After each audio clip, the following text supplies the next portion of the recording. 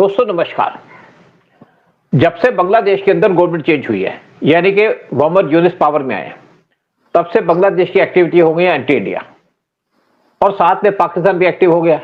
पाकिस्तान के आईएसए की टीम कई बार विजिट किया बांग्लादेश के अंदर, और चाइनीज टीम भी यहाँ पे आई थी बांग्लादेश के अंदर, और साथ में टर्की के इंटेलिजेंस के लोग जो भी यहाँ पे विजिट किए थे। सबका पर्पज एक था कि इंडिया को कैसे नुकसान पहुंचा सकते हैं, इंडिया को कैसे एनसर्कल किया जा सकता है, और बांग्लादेश को यूज करना चाहते हैं इंडिया के खिलाफ, ताकि इंडिया बिजी रहे। और पाकिस्तान को भी लगता है कि अगर पाकिस्तान बांग्लादेश मिल जाएंगे तो इंडिया को दबोच लेंगे, इंडिया का सत्यानाश कर देंगे। लेकिन इनकी बहुत गलतफहमी है, और स्पेशली चाइनीज ने कहा था कि यहाँ पे एक जगह है लाल मोनीर हाट, जो चिकन नेक के क्लोज है और इंडिया के बॉर्डर से सिर्फ 20 किलोमीटर दूर है, कि यहाँ पे एक बेस बनाई, बेस को डेवलप किए, और चाइनीज इंजीनियर्स भी काम कर रहे थे यहाँ पे, और चाइनीज टेक्नीशियंस भी थे। अब प्रॉब्लम यह आई है कि जो बांग्लादेश के आर्मी चीफ हैं जनरल वकार उल जमान, वो इस जगह पे विजिट किए अक्टूबर 16 को, और पर्सनली उन्होंने प्रोग्रेस देखी, जो कंस्ट्रक्शन काम चल रहा है, यहाँ पे हैंगर्स बनाए जा रहे हैं, और यहाँ पे जो फाइटर जेट्स उनको पार्किंग की जगह बनाई जा रही, और 20 फाइटर जेट वो बांग्लादेश ले रहा है JF-17 चाइना से, और उनको यहाँ पे स्टेशन किया जाएगा। तो ये जो उनकी डेवलपमेंट आ रही है, नई डेवलपमेंट है, और इंडिया इसको कैसे टैकल करेगा इसी में बात करेंगे। और हमारे साथ बैठे उदय शंकर पानी जी, इंटरनेशनल इश्यूज के ऊपर तो माहिर हैं, बहुत सी बातें जानते हैं, मैं भी इनसे बहुत कुछ सीखता हूँ, ये भी मेरे से सीखते हैं। हम कोशिश करते हैं कि जनता को अच्छी अच्छी खबर दे, प्रॉपर न्यूज दें, क्योंकि मैं बहुत बार देखता हूँ कि कुछ चैनल्स पे ऐसा होता है कि एजेंडा कुछ होता है, बात कुछ और करते हैं। हम बात वही करते हैं जो इश्यूज होते हैं, और यही बात करते हैं कि लोगों को बताया जाए कि क्या क्या हो रहा है देश के अंदर इंटरनेशनल इश्यूज के ऊपर, और इंडिया के इंटरेस्ट कहाँ पे सफर हो रहे हैं। उदय शंकर पानी जी जानी पहचानी एक पर्सनैलिटी है बॉलीवुड के अंदर, और जो फॉरेन की फिल्में आती हैं उसके अंदर इनका बड़ा इंपॉर्टेंट रोल रहता है। ज्यादातर फॉरेन फिल्मों के अंदर उदय शंकर पानी जी को रिक्रूट किया जाता है, इनसे काम लिया जाता है, इनकी मेहनत और इनके जो एक्सपीरियंस है उसकी नॉलेज दी जाती है, और जो फॉरेन के यहाँ पे विजिटर्स आते हैं स्पेशली फिल्म बनाने के लिए, वो इनके साथ जुड़ करके काम करते हैं। उदय शंकर पानी जी, इस टाइम पे जो बांग्लादेश अपने फड़फड़ा रहा है, आप क्या सोचते हैं कि बांग्लादेश इंडिया को पीट देगा, या पाकिस्तान और बांग्लादेश मिलकर के इंडिया को नुकसान पहुंचाएंगे? क्या इंडिया के चिकन नेक को कंट्रोल कर पाएंगे? इसी पे आपके हम व्यूज जानना चाहेंगे। सर, फड़फड़ा नहीं रहा, भौंक रहा है। अब वो ऐसा है बांग्लादेश कि जैसे गली का कुत्ता आपके घर के आगे भौंक रहा है, तो आप क्या करोगे जाके? आप दरवाजा बंद कर दोगे जाके, या एक पत्थर मार दोगे उसको, भाग जाएगा वो जाके। तो it is not issue to get very alarmed with, क्योंकि हमारी लीडरशिप बिल्कुल अवेयर है इस मामले में। और वैसे तो इन्होंने अपनी जात दिखानी है, ये बांग्लादेशी हैं, पाकिस्तानी हैं, तो वो तो बांग्लादेशी तो इसलिए जात दिखाएंगे क्योंकि उनको बचाने वाले हम, हाँ, उनकी रक्षा करने वाले हम। और वो जो पीठ पे चाकू मार के, तो वो लोग अपने बाप के नहीं हुए, हमारे कहाँ से हो जाएंगे सर ये लोग पाकिस्तानी? और ये तो कोई बात नहीं, करने दीजिए सर। ये इनकी प्लानिंग काफी दिनों से चल रही है। अभी जैसे कश्मीर के, जम्मू के अंदर रोहिंग्यास भरे हुए थे, तो आज उनकी पहले तो इलेक्ट्रिसिटी काटी गई, यानी पहले उनका पानी काटा गया, अब इलेक्ट्रिसिटी काटी गई, और हजारों रोहिंग्यास को फेंका जा रहा है। तो दुश्मन तो सर हमारे पड़ोस में भी हैं, दूर में भी हैं, और सबसे ज्यादा दुश्मन तो हमारे घर के अंदर है। अब ये महबूबा मुफ्ती, क्या उसने क्यों रोहिंग्यास और बांग्लादेशीज को लाके कश्मीर में रखा? एक प्लानिंग है ना, ये सारी प्लानिंग है ये सर। ये कि किस तरह से बॉटल नेक को, अपना चिकन नेक को इफेक्टिव किया जाए, हिंदुस्तान को नुकसान किया जाए, हिंदुस्तान को बर्बाद किया जाए। So they will plan, don't worry. हमारी इंटेलिजेंस बहुत अलर्ट है, and we know what we are doing. और ये कुत्ते लोग भौंकेंगे और भाग जाएंगे तो थोड़ी देर में। There is nothing to worry. हाँ, देखिए, मोहम्मद यूनुस के आने के बाद तो हमको बड़ी धमकियां दी गई। एक बार इनके जो जनरल्स हैं उन्होंने कहा कि हम 5000 हमारे कमांडो है जो इंडिया के अंदर घुस करके इंडिया के नॉर्थ ईस्ट को अलग कर देंगे, भेज दो। उन्होंने ये भी कहा हम जो बंगाल है उसको अंदर, अपने वेस्ट बंगाल को अपने अंदर मिला लेंगे। उनको लगा कि 5000 कमांडोज बहुत ज्यादा है, और पाकिस्तान को भी लगा कि अब बांग्लादेश उनके साथ मिल गया तो इंडिया को बड़ा झटका दे देंगे। और उस टाइम पे बांग्लादेश के पास 8 TB2 बरक्या ड्रोन थे जो टर्किश ड्रोन है, और उनको पूरा घुमाना शुरू कर दिया था बॉर्डर के ऊपर। और उनको लगा कि इसको कोई भेद नहीं सकता, क्योंकि टर्की ने कहा था ये जो ड्रोन्स है इनविंसिबल है, यानी कि इनको डिस्ट्रॉय नहीं किया जा सकता, इनको जाना जा सकता कहाँ घूम रहे हैं, किसके पास है। लेकिन जब ऑपरेशन सिंदूर हुआ तो इंडिया ने पाकिस्तान की जितनी मिसाइल थी उनको गिरा दिया, पाकिस्तान की तरफ से जितने भी ड्रोन्स आए उनको भी गिरा दिया, और जो TB2 बर्कयार्ड ड्रोन थे इनको इतना नुकसान पहुंचाया कि टर्की को अपना मुंह छुपाने की जगह नहीं मिली। चाइनीज मिसाइल को नुकसान पहुंचा, लेकिन मेन था कि टर्की के TB2 ड्रोन्स जो बांग्लादेश के पास 8 है उससे फड़फड़ा था बांग्लादेश के लीडरशिप। उसके बाद बांग्लादेश चुप हो गया, इसको लगा कि इंडिया के पास तो सारे सोल्यूशन है हर एक चीज का। लेकिन अब दोबारा से जो पाकिस्तान की टीम यहाँ पे गई थी, उन्होंने इनको कहा था कि आप चिकन नेक पे टारगेट करो। देखिए चिकन नेक बड़ी इंपॉर्टेंट जगह है इंडिया के ये कनेक्ट करता है इंडिया रेस्ट ऑफ इंडिया को नॉर्थ ईस्ट से, जहां पे 7 हमारी नॉर्थ ईस्टर्न स्टेट्स हैं, और ये चिकन नेक 20 किलोमीटर चौड़ा है और 60 किलोमीटर लंबा है। और इसके आसपास एक तरफ बांग्लादेश है, दूसरी तरफ नेपाल है, तीसरी तरफ आपका भूटान है। और चाइना ने डोकलाम बनाने की काम शुरू किया था 2017 में। उसका पर्पस था कि हम अगर सड़क बना लेंगे डोकलाम तक, जो भूटानी टेरिटरी है, तो हम यहाँ से चिकन नेक को टारगेट कर पाएंगे, जो वहां से सिर्फ 30 किलोमीटर दूर थी। इंडिया ने लेकिन चाइनीज को सड़क बनाने की परमिशन नहीं दी, ना बनाने दी। उसके बाद हमारी फोर्सेस खड़ी हो गई, चाइना को 73 दिन के स्टैंड ऑफ के बाद विड्रॉ करना पड़ा। अब पाकिस्तान को लगता है कि बांग्लादेश साथ आ गया तो हम मिलकर के डिफीट कर देंगे। जब 1971 का वार था तो हमने बांग्लादेश को तो लिबरेट कराया, हमारी फोर्सेस यहाँ पहुंच गई और 93,000 पाकिस्तानी के सोल्जर्स को हमने बंदी बना लिया था। दूसरी तरफ हम पाकिस्तान के अंदर तक घुस गए थे, सिंध के अंदर 100 किलोमीटर अंदर घुस गए थे हम, और लाहौर के पास भी पहुंच गए थे। लेकिन उसके बाद हमने वहां से विड्रॉ कर लिया। पाकिस्तान कहता है कि हम इसलिए हार गए कि बांग्लादेश के जो लोग थे या बांग्लादेश की आर्मी थी हमारे साथ नहीं थी, और इसलिए वो बांग्लादेश की सपोर्ट चाहते हैं इस टाइम पे, और उनको लगता है कि बांग्लादेश मिल गया तो हम इंडिया को डिफीट कर देंगे। लेकिन पाकिस्तान के जनरल कई बार कह चुके हैं कि हमारी आर्मी इंडिया को कभी भी कंट्रोल नहीं कर सकती, इंडिया के साथ हम वार फाइट नहीं कर सकते, बांग्लादेश की तो क्या औकात है। लेकिन अभी भी इसी चीज में लगे हुए हो। लेकिन मैं आपको बताऊंगा कि दोनों कंट्रीज के बीच में क्या डिफरेंस है, क्या हम सोए हुए हैं। देखिए बांग्लादेश अपनी तरफ से तैयारी कर रहा है, पाकिस्तान भी तैयारी कर रहा है, पाकिस्तान को तो पीट दिया लेकिन पाकिस्तान फिर भी बाई है, और बांग्लादेश के आसपास इंडिया की पूरी तैयारी है। इंडिया के यहाँ पे 4 आर्मी की बेसिस है क्लोज टू बांग्लादेश बॉर्डर।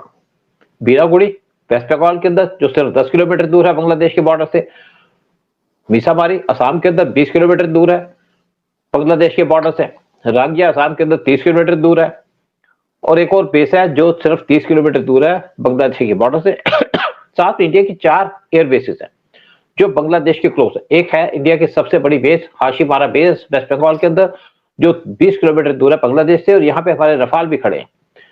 और एक है बागडोगरा वेस्ट बंगाल के अंदर जो 30 किलोमीटर दूर है बांग्लादेश के बॉर्डर से, और ये भी बहुत बड़ी बेस है इंडिया की। बागडोगरा सारे नॉर्थ ईस्ट को फीड करती है, यहाँ से जो भी हमें जरूरत पड़ती है चाइना को काउंटर करने यहाँ तैयारी करके चलते हैं। और साथ में पनागरा वेस्ट बंगाल के अंदर 50 किलोमीटर दूर है, और साथ में कलईकुंडा वेस्ट बंगाल के अंदर 60 किलोमीटर दूर है बांग्लादेश के बॉर्डर से। और यहाँ पे इंडिया के एडवांस फाइटर जेट्स खड़े हैं, रफाल जेट भी खड़े हैं, हाशीमारा, साथ में 200 इंडिया के एडवांस फाइटर जेट्स वो एक्टिव है, अलर्ट है बांग्लादेश के खिलाफ, बांग्लादेश के बॉर्डर के आसपास। और बांग्लादेश कभी भी कोई कोशिश करेगा तो बांग्लादेश को पूरे तरीके से बर्बाद कर दिया जाएगा। सिर्फ इंडिया को 2 घंटे लगेंगे बांग्लादेश को बर्बाद करने के लिए। पाकिस्तान के अंदर तो 4 घंटे लगे थे, बांग्लादेश के अंदर लगेंगे 2 घंटे। साथ में इंडिया की यहाँ पे बहुत सी नेवी की बेसिस है जो बांग्लादेश के क्लोज है। बांग्लादेश की जो नेवी है एक तरीके से निग्लिजिबल है। 2 सबमरीन्स और 4 हमारे वारशिप्स वो हमेशा बांग्लादेश के आसपास एक्टिव मोड में रहते हैं कि अगर कोई भी इमरजेंसी की सिचुएशन आए तो ये वारशिप और हमारी सबमरीन्स बांग्लादेश के ऊपर अटैक कर सके, उनको न्यूट्रलाइज कर सके। जब 1971 का वार हुआ था तो हमारा एयरक्राफ्ट कैरियर यहाँ पे क्या था बांग्लादेश के पोर्ट पे, और बम्बार्डमेंट शुरू कर दी थी पूरे बांग्लादेश पे, और बांग्लादेश को डिस्ट्रॉय कर दिया था। यानी कि उस टाइम पे तो वेस्ट पाकिस्तान था। और जो इंडिया की 4 नेवल बेसिस है बांग्लादेश के क्लोज वो है INS नेताजी सुभाष वेस्ट बंगाल के अंदर जो सिर्फ 200 किलोमीटर दूर है, INS प्रदीप उड़ीसा के अंदर 400 किलोमीटर दूर है, INS बास अंडमान निकोबार आइलैंड के लिए आइलैंड में 1200 किलोमीटर दूर, INS कटान हमन तमिलनाडु के अंदर 1700 किलोमीटर दूर। और साथ में जो हमारा ग्रेटर निकोबार है वहां पे भी हमारी इस टाइम पे बहुत बड़ी नेवल बेस बनाई जा रही है, जहां पे हमारा एयरक्राफ्ट कैरियर भी रखा जाएगा, जहां पे हमारी सबमरीन्स भी होंगी, और ये जो हमारा निकोबार आइलैंड का जो बेस है वो कुछ महीने के कुछ साल के अंदर खड़ा हो जाएगा और पूरे तरीके से पूरा डिफेंड कर पाएगा और साथ में चाइना को काउंटर कर पाएगा। बेसिकली जो हमारी आर्मी की पोजीशन है इस एरिया के अंदर वो थी चाइना को काउंटर करने के लिए, लेकिन अब बांग्लादेश आ गया तो बांग्लादेश के भी साथ हमें डील करना पड़ेगा। देखिए बांग्ला जो वर्ल्ड के अंदर 145 कंट्रीज है, 145 कंट्री में बांग्लादेश की 37 पोजीशन है और इंडिया की इस टाइम पे चौथी पोजीशन है पूरे वर्ल्ड के अंदर, हमारी आर्मी, एयरफोर्स और हमारी नेवी की। बांग्लादेश की आर्मी के पास 1,60,000 सोल्जर्स हैं जबकि हमारे पास 13 लाख सोल्जर्स हैं। एयरफोर्स के अंदर 17,400 लोग हैं, हमारे पास है 25,000, हमारे पास है कम से कम 1 लाख के आसपास। और नेवी के पास 25,100 सेलर्स है, हमारे पास 1 लाख से ज्यादा सेलर्स है और हमारे पास इस टाइम पे 160 वारशिप्स और सबमरीन्स हैं, साथ में 2 एयरक्राफ्ट कैरियर इंडिया के पास। अगर हम टैंक की बात करें तब भी बांग्लादेश हमसे कहीं कंपेयर नहीं कर सकता, एयरफोर्स की बात करें वहां भी कंपेयर नहीं कर सकता, लेकिन फिर भी हमारे को धमकी देने पे पड़ा हुआ है। और बांग्लादेश का जो एरिया है वो है 1,48,000 स्क्वायर किलोमीटर का और इंडिया के साथ जो इसका बॉर्डर लगता है वो है 4,096 किलोमीटर का। इसके साथ साथ अगर हम बजट की बात करें, जो बजट है बांग्लादेश का, बांग्लादेश की आर्मी का जो बजट है वो है $7 बिलियन का, पाकिस्तान का है $10 बिलियन का और हमारा जो बजट है वो है $70 बिलियन का।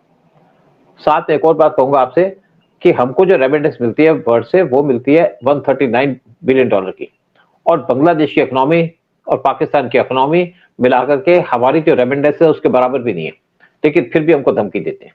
हाँ, कुछ आप कहना चाहेंगे उसके फिर मैं आगे बात करूंगा। सर मैं इतना ही कहना चाहूंगा कि इनके पास ये बांग्लादेशी तो हुलबाजी, वैसे भी बंगाली लोग जरा हुलबाजी में उस्ताद होते हैं और ये तो डेढ़ से आने हैं जो बांग्लादेश अपना बांग्लादेशी हैं वो। और पाकिस्तान तो definitely which is known for एक बहुत बड़ा खालिस्तान है, मतलब खालिस्तान है उनका दिमाग में, वो दिमाग है नहीं उनके पास। ठीक है वो दोनों मिल रहे हैं, ये गधे लोग ये रियलाइज नहीं कर रहे कि हिंदुस्तान और चाइना आज मिल गए।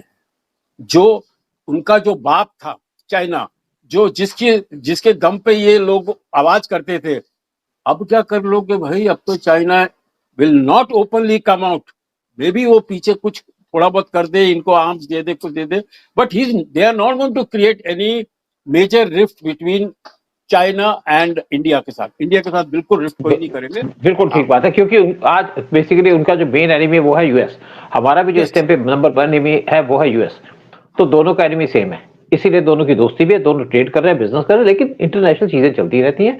चाइना पहले जरूर पाकिस्तान का साथ दिया था, चाइना साथ अब भी दे सकता है, लेकिन लड़ना तो आपको है, लड़ाई तो आप करोगे, आपके पास कितना दम है। हाँ सूद साहब, ये कंपैरिजन बनता ही नहीं है। बांग्लादेश कहाँ, इंडिया कहाँ। आज की डेट में India as such was getting ready to counter 3 enemies, Bangladesh, Pakistan and China. अभी चाइना दोस्त बन गया तो वो सारी की सारी हम लोग यहाँ कर सकते, तो इनके साथ कोई कंपटीशन है नहीं सर। और जो बॉर्डर में जो फोर्सेस होती है ना, they are always ready with the target, they know कि कहाँ चौकी है। अभी ये देखिए जैसे आज ही हुआ है, अटैक हुआ इनका कुछ 20 तारीख को अटैक हुआ था of this terrorist, Naga terrorist वगैरह फ्रॉम म्यांमार से हुआ था। तो आज इंडिया ने ड्रोन अटैक किया ऑन देयर कैंप और काफी लोग मार दिए। कितने लोग मर गए कुछ पता नहीं लगा। तो आज हाँ बिल्कुल बिल्कुल, उसकी बात हम करेंगे, अलग वीडियो में करेंगे। लेकिन एक बात बता दूं कि जैसे हमने इनके बजट की बात की, हमने अपना बजट बता दिया कि हमारा बजट दोनों के बजट को मिलाकर के 3-3.5 गुना ज्यादा है, और साथ में इंडिया ने क्या है 200 बिलियन डॉलर अलग से रखे मॉडर्नाइजेशन के ऊपर, अगले 10 साल के लिए, यानी कि 20 बिलियन डॉलर हर एक साल हम मॉडर्नाइज के ऊपर यूज करेंगे। आज इंडिया ने ब्रह्मोस बनाई थी, यूज की थी पाकिस्तान के खिलाफ, अब जिसकी रेंज थी 350 किलोमीटर की, आज इंडिया ने ब्रह्मोस रिलीज की है जिसकी किलोमीटर 800 किलोमीटर की है, और यूपी में बनाई, और यूपी बनाई, हाँ 800 किलोमीटर यूपी में बनाई जा रही है। और साथ में इंडिया बहुत ज्यादा प्लेन ले रहा है, जैसे 114 हम रफाल ले रहे हैं फ्रांस से, हम 144 ले रहे हैं रशिया से Su-57, और एक बात इंडिया के साथ में चल रही है रशिया के साथ Su-75 जो चेकमेट है, जो light weight 5th generation fighter jet उसको भी लेने की बात चल रही है, क्योंकि इंडिया अपनी डिफेंसेस को पूरा स्ट्रेंथ करना चाहता है, पूरे स्ट्रांग करना चाहता है। और एक बता दूं कि इस टाइम पे जो हमारी बीएसएफ है, बीएसएफ के 20,000 सोल्जर को और ज्यादा रिक्रूट किया जा रहा है, 20,000 सोल्जर, इवन सीआरपीएफ के सोल्जर को रिक्रूट किया जाएगा, वो किया जाएगा जेएनके के लिए। और जो बीएसएफ के सोल्जर होंगे वो पोस्टेड होंगे आपके बांग्लादेश के बॉर्डर पे। और एक और बात है कि हमारी कमांडो की फोर्स बनी है, बीएसएफ के ड्रोन कमांडोस, जिनके पास ड्रोन्स होंगे। आज जो वार चल रहा है वो ड्रोन का वार है या एयरक्राफ्ट का वार है, तो इसलिए बीएसएफ के हर एक आदमी को ट्रेनिंग दी जा रही है ड्रोन चलाने की, ड्रोन को हैंडल करने की और दूसरे के ड्रोन गिराने की। और पूरे के पूरे तरीके से हमारे पास इस टाइम पे 400 कंपनियां इंडिया के अंदर जो डिफरेंट टाइप के ड्रोन्स बना रही है, हर एक की टेस्टिंग की जाती है और ये देखा जाता है कौन सा ड्रोन ऐसा है जो हम यूज कर सकते हैं, हमारी आर्मी यूज कर सकती है, बीएसएफ यूज कर सकती है, हमारी नेवी यूज कर सकती है।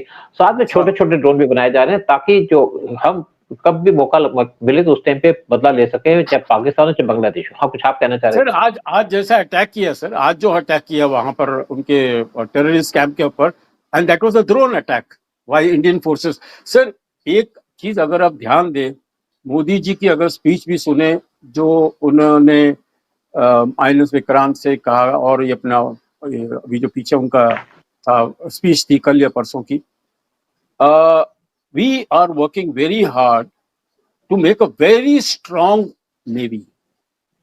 अभी हमारे पास डिस्ट्रॉयर एक आ रहा है, शिप आया है, जो जिसके पास जिसके अंदर रडार होंगे जो पूरे चाइना को कवर कर सकता है, जो दूर दूर तक अपना कवर कर सकता है, and it is going to be a stealth destroyer. हाँ बिल्कुल, हाँ, it can not be detected. और सबसे अच्छी बात है कि उसका इंजन यूक्रेन में बन रहा है और शिप अपना रशिया बना रहा है, बट उसकी 60-80% उसकी कंस्ट्रक्शन इंडिया में ही हो रही है।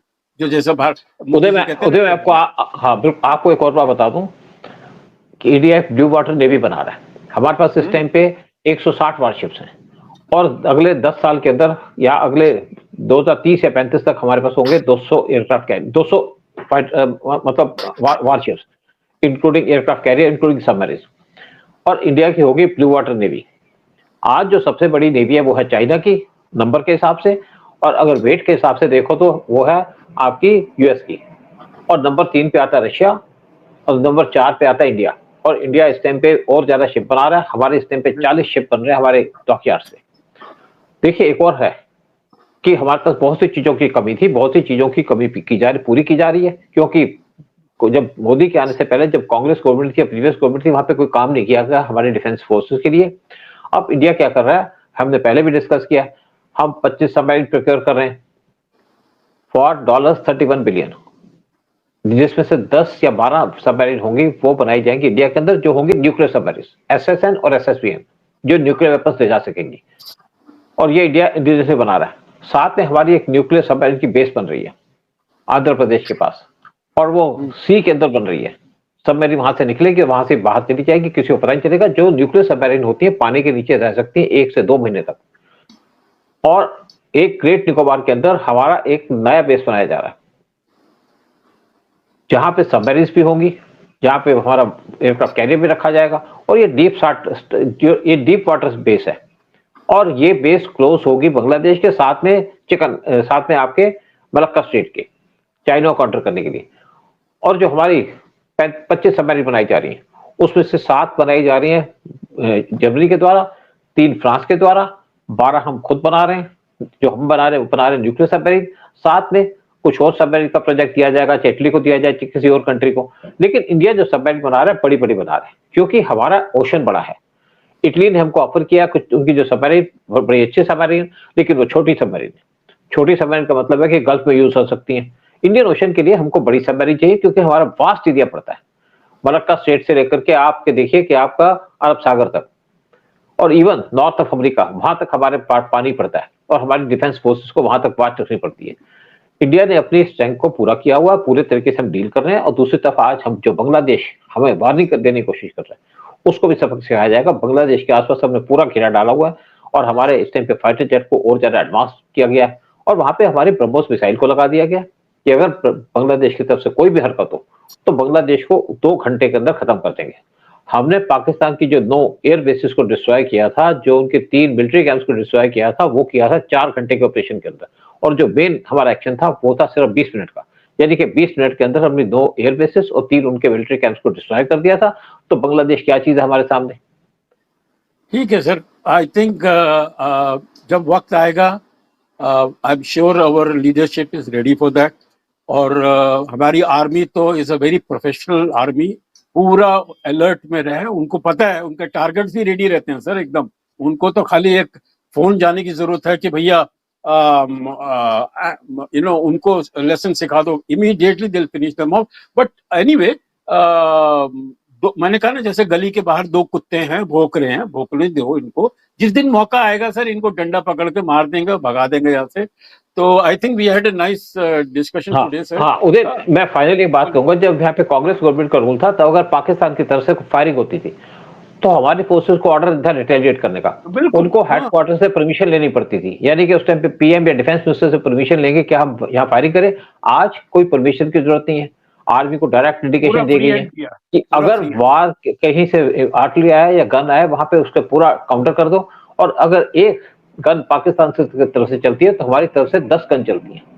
हमारे पास एमुनिशन की कमी नहीं है। गोली चलेगी, हमारे गोले चलेंगे, बस वो हमारे बिल्कुल। तो एंड में आपसे रिक्वेस्ट करेंगे लोगों से कि वीडियो को सब्सक्राइब कीजिएगा और चैनल वीडियो को शेयर कीजिएगा और चैनल को सब्सक्राइब कीजिएगा।